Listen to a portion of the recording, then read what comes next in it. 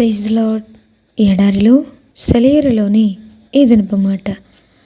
మీ యందు దయచూపవలనని యెహోవా ఆలస్యము చేయుచున్నాడు. ఆయన నిమిత్తము కనిపెట్టుకుని వారందరూ ధన్యులు. ఆమేన్. యెషయా గ్రంథము 30వ అధ్యాయము 18వ వచనం. దేవుని కోసం కనిపెట్టి చూడడం గురించే మనం ఎప్పుడూ ఆలోచిస్తూ ఉంటాం. అయితే ఇంతకంటే ఆశ్చర్యకరమైన మరొక విషయం ఉంది. దేవుడు మన కొరకు కనిపెడుతూ ఉండడం, ఆయన మన గురించి ఎదురు చూడడం, మనం ఆయన కోసం ఎదురు చూడడం ఓ నూతనమైన నిశ్చయాన్ని, ఉత్సాహాన్ని ఇస్తుంది. మన నిరీక్షణ వ్యర్థం కాదన్న ఓ గొప్ప నిబ్బరాన్ని మనకిస్తుంది. రండి, ఇప్పుడే మనం నిరీక్షణ ఆత్మతో దేవుని గురించి కనిపెడదాం. అసలు అదంటే ఏమిటో తెలుసుకుందాం. తన పిల్లలందరి కోసం ఆయన ఊహల కందనంత మహిమాన్వితమైన ప్రయోజనాలను ఆశించి ఎదురు చూస్తున్నాడు. నువ్వు అనవచ్చు, ఆయన నాపై దయ చూపాలని నా కోసం చూస్తున్నాడు. సరే కానీ నేను వచ్చి ఆయన కోసం కళ్ళు కాయలు కాచేలా ఎదురు చూసిన నేను అడిగిన సహాయం చెయ్యడే? ఇంకా ఇంకా సుదీర్ఘంగా అలా వేచి ఉంటున్నాడే? దేవుడు ఎంతో అనుభవం గల తోటమాలి.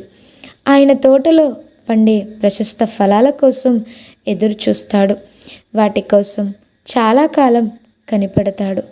కాయలు పండ్లు అయ్యేదాకా వాటిని కోయడు. మనం తన ఆశీర్వాదాలను అందుకోవడానికి ఆత్మీయంగా ఎప్పటికీ సిద్ధపడతామో ఆయనకి తెలుసు. ఆ ఆశీర్వాదాలు ఎప్పుడు మనం దక్కించుకుంటే అవి మనకు శ్రేయస్కరంగా ఉంటాయో ఆయనకు తెలుసు.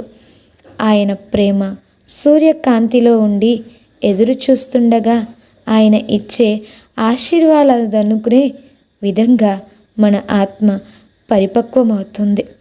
ఇది ఎంత అవసరమో శ్రమల మేఘాలు ఆవరించిన వేళ వాటి నుండి కురిసే దీవెనల జల్లుతో తడవడం కూడా అంతే అవసరం.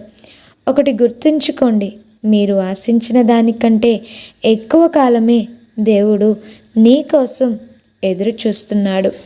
మీ దీవెనలు రెండంతలు అయ్యేందుకే ఎదురు చూస్తున్నాడు. దేవుడు కాలం సంపూర్ణమయ్యేదాకా దాదాపు 4000 సంవత్సరాలు ఎదురు చూసి అప్పుడు తన కుమారుణ్ణి ఈ లోకానికి పంపాడు.